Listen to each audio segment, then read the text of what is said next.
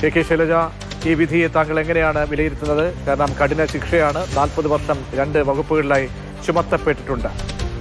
അങ്ങേയറ്റം ആശ്വാസകരമായിട്ടുള്ള ഒരു ജനവിധിയാണിത്. ഈ പാലസായി എന്ന് പറയുന്നത് അന്ന് എന്റെ നിയോജക മണ്ഡലത്തിൽ കൂടിയായിരുന്നു. ഈ കുട്ടി പീഡിപ്പിക്കട്ട് അറിഞ്ഞ നിമിഷം തന്നെ തൊട്ട് പിറ്റത്തെ, ഞാൻ അന്ന് തിരുവനന്തപുരത്തായിരുന്നു അറിയുമ്പം, അത് കഴിഞ്ഞ് അടുത്ത ദിവസം തന്നെ ഞാൻ ഈ വീട്ടിൽ പോവുകയും കുഞ്ഞിനെയും അതുപോലെ തന്നെ കുഞ്ഞിന്റെ രക്ഷാകർത്താക്കളെ ഉമ്മയും അതുപോലെ അമ്മാവനുമായിരുന്നു അവരെ ആശ്വസിപ്പിക്കുകയും ഒക്കെ ചെയ്തിരുന്നു. മാത്രമല്ല, ഇത് അറിഞ്ഞ് പരാതി കൊടുക്കാൻ വേണ്ടിയിട്ട് അവര് പോലീസ് സ്റ്റേഷനിലേക്ക് പോകുമ്പോൾ ഞാൻ അവിടുത്തെ DYSPയെ വിളിച്ചു. ഇവിടുന്ന് വളരെ ഗൗരവമായിട്ടുള്ള അന്വേഷണം, തുടക്കത്തിൽ തന്നെ എല്ലാ തെളിവുകളും ശേഖരിച്ചുകൊണ്ട് ഉള്ള ഒരു അന്വേഷണം നടത്തണം. ആദ്യം തന്നെ FIR തയ്യാറാക്കുമ്പോൾ പാളിപ്പോയാൽ കേസ് നമുക്ക് ദുർബലമായി പോകും എന്ന് പറഞ്ഞുകൊണ്ട് വിളിക്കുമ്പം അവിടെ ഞങ്ങളുടെ പാർട്ടിയുടെ ആ പ്രദേശത്തെ പ്രവർത്തകനായിട്ടുള്ള ബൈജു ഒക്കെയാണ്, തൊട്ടയൽവാസികളാണ് ഈ വിവരം അറിഞ്ഞിട്ട് കുട്ടിയെയും രക്ഷിതാവിനെ എല്ലാം കൊണ്ട് പോലീസ് സ്റ്റേഷനിൽ പരാതി കൊടുക്കാൻ പോയിരുന്നത്. അപ്പൊ ഞാൻ അവിടെ DYSP വിളിക്കുമ്പം കുട്ടിയുടെ അമ്മാവനും ഒക്കെ അവിടെ ഉണ്ട്. അതുകൊണ്ട് അദ്ദേഹത്തിന് നന്നായിട്ട് അറിയാം ഈ കേസിൽ കുഞ്ഞിന് വേണ്ടി ഇടപെട്ടു എന്നുള്ളത്. വീട്ടിൽ പോയി കുട്ടിയെ ആശ്വസിപ്പിച്ചു. പിന്നെ തുടർച്ചയായിട്ട് ഓരോ ഘട്ടത്തിലും അറസ്റ്റ് നീളുമ്പോ എന്തുകൊണ്ടാണ് അറസ്റ്റ് നീളുന്നത് എന്ന് പറഞ്ഞ് ഇടപെട്ടു. അങ്ങനെ നിരന്തരമായിട്ട് ഇടപെട്ടു. ഈ പാവപ്പെട്ട ഒരു കുടുംബമാണ്. ആ കുട്ടിയാണെങ്കിൽ വളരെ പാവപ്പെട്ട ഒരു കുട്ടി. സങ്കടാവും നമുക്ക് കാണുമ്പോൾ. അധ്യാപകരെന്ന് പറഞ്ഞാൽ കുഞ്ഞുങ്ങളെ സംരക്ഷിക്കേണ്ടവരാണ്. അപ്പൊ സ്കൂളിൽ നിന്ന് കുട്ടിക്ക് ഇങ്ങനെ ഒരു ദുരനുഭവം ഉണ്ടാവുക എന്ന് പറയുമ്പോൾ നമുക്കെല്ലാം മനസ്സിലുണ്ടാവുന്ന ഒരു വലിയ ആഘാതമുണ്ട്. അത് പൂർണ്ണമായിട്ടും മനസ്സിനെ നോവിക്കുന്ന ഒരു കാര്യമാണ്. അതുകൊണ്ട് തന്നെയാണ് ആ കുടുംബവുമായി നിരന്തരമായി ബന്ധപ്പെട്ടതും ഈ കേസിൽ എന്തെങ്കിലും ചെറിയ ഡിലേ ഉണ്ടാവുമെന്ന് തോന്നുമ്പോഴൊക്കെ ശക്തമായിട്ട് ഇടപെടുകയും ചെയ്തുകൊണ്ട് കുറ്റമറ്റ രീതിയിൽ ഇക്കാര്യത്തിൽ ഈ വിചാരണ ഘട്ടത്തിൽ, ട്രയലിന്റെ ഘട്ടത്തിലൊക്കെ എത്രത്തോളം വെല്ലുവിളികൾ നേരിടേണ്ടി വന്നിട്ടുണ്ട്?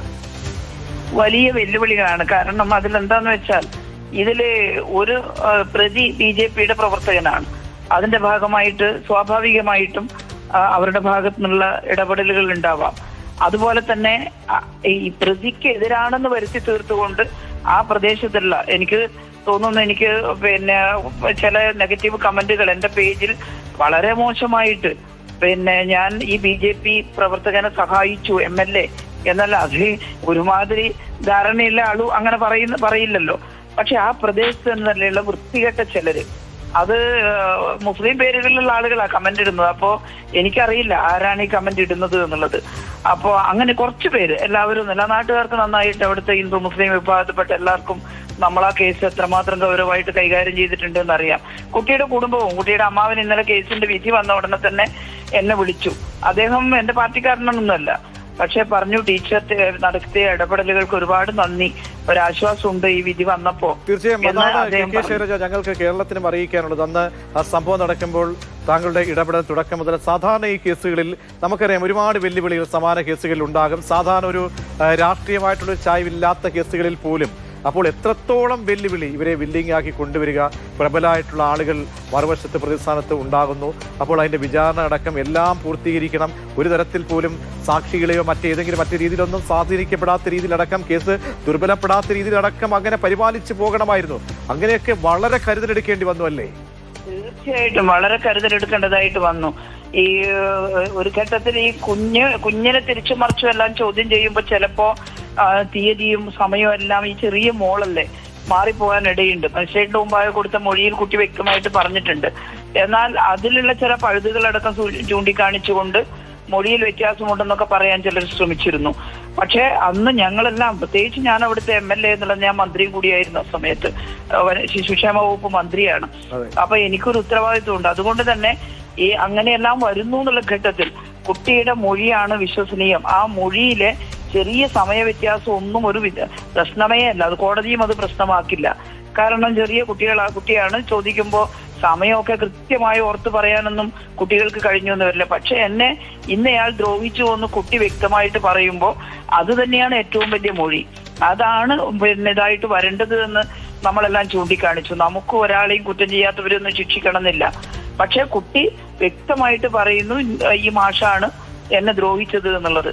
കുട്ടി അങ്ങനെ കരുതിക്കൂട്ടി പറയാനുള്ള യാതൊരു സാഹചര്യവും അവിടെ ഇല്ല. അപ്പോ സ്വാഭാവികമായിട്ടും കുറ്റകൃത്യം ചെയ്തിട്ടുണ്ട് എന്നുള്ള കാര്യമാണ്. കോടതി വളരെ വിശദമായിട്ട് ഇതെല്ലാം പരിശോധിച്ചിട്ടാണ് ഇപ്പൊ കുറ്റക്കാരനാണെന്ന് കണ്ടെത്തുകയും ശിക്ഷ വിധിക്കുകയും ചെയ്തിട്ടുള്ളത്. അപ്പോ ഓരോ ഘട്ടത്തിലും ഇത് തേച്ചു മായ്ച്ചു കളയാൻ ഇടപെടുക, എന്നിട്ട് ആ തേച്ചു മായ്ച്ചു കളയാൻ ഇടപെടുന്നവർ അവര് തന്നെ എനിക്കെതിരായിട്ട് പോസ്റ്റിട്ടവർ ഈ കേസ് അട്ടിമറിക്കാൻ വേണ്ടി ശ്രമിച്ചവരാ. എല്ലാ വൃത്തികെട്ടവരും അതേത് മതത്തിലായാലും തമ്മിലൊരു യോജിപ്പുണ്ടാവുമല്ലോ. അത്തരം വൃത്തികെട്ട ചിലർ കേസ് അട്ടിമറിക്കാൻ വേണ്ടി കുട്ടിയുടെ മൊഴി വ്യത്യസ്തമാക്കാൻ വേണ്ടിയിട്ടുള്ള പരിശ്രമമൊക്കെ നടത്തിയെന്ന ഞാൻ മനസ്സിലാക്കിയത്. അതുകൊണ്ട് അവരെ ആരെയും വകവൽപ്പിക്കേണ്ടതില്ല, വ്യക്തമായിട്ട് അറിയുന്ന മൊഴി കൊടുക്കുകയാണ് വേണ്ടത് എന്ന് വക്കീലന്മാര് ഈ കുട്ടിയോട് പറഞ്ഞു. ശരി, എന്തായാലും പോരാട്ടത്തിന് അതിന് വളരെ അത്രത്തോളം വിലമതിക്കേണ്ടിയിരിക്കുന്നു താങ്കൾ നടത്തിയ പോരാട്ടം. അങ്ങനെ